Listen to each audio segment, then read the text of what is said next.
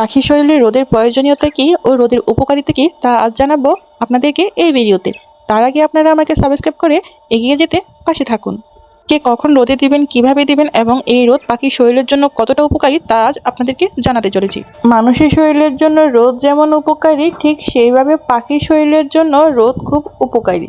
বিশেষ করে সকালবেলা 8টা থেকে 9টা অবধি এই সময়ের রোদটা পাখির জন্য খুব বেশি উপকারী।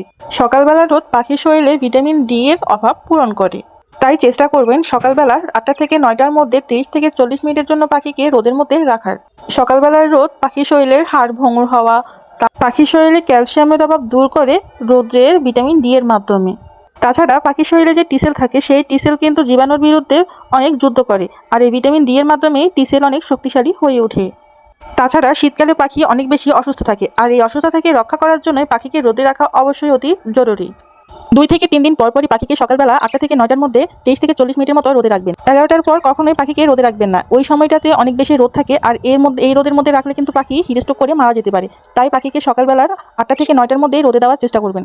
আর একটা কথা হলো, যে সকল পাখিগুলা ডিম পাড়তেছে অথবা ডিমে তা দিচ্ছে, না হলে যে সকল পাখির বাচ্চা আছে ওই সকল পাখিগুলোকে কখনোই রোদে দিবেন না। যদি পাখি একবার ভয় পেয়ে যায় তাহলে ডিমে তা দিবে না, অথবা যদি বাচ্চা থাকে তাহলে বাচ্চাকে ভয়ে খাওয়াবে না। আমি যখন প্রথম পাখি পালন করি তখন আমার পাখি সম্পর্কে অত বেশি ধারণা ছিল না, যার কারণে হচ্ছে অতিরিক্ত ঠান্ডা পড়ার কারণে আমি বাচ্চা থাকা অবস্থায় পাখিকে রোদে দিয়ে দিয়েছিলাম।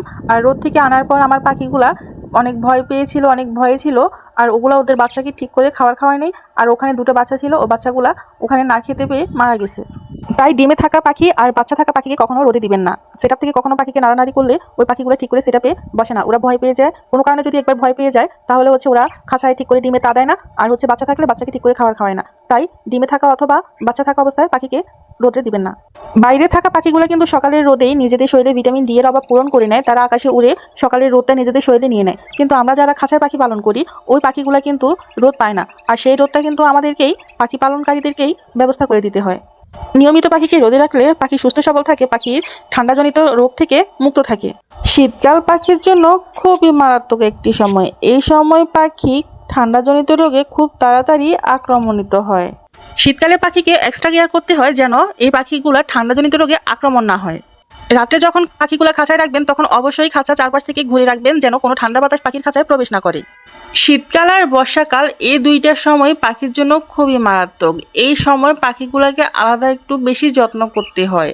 একবার যদি পাখি ঠান্ডাজনিত রোগে আক্রমণ হয়ে যায় তাহলে সেই পাখিকে সহজে সুস্থ করা যায় না।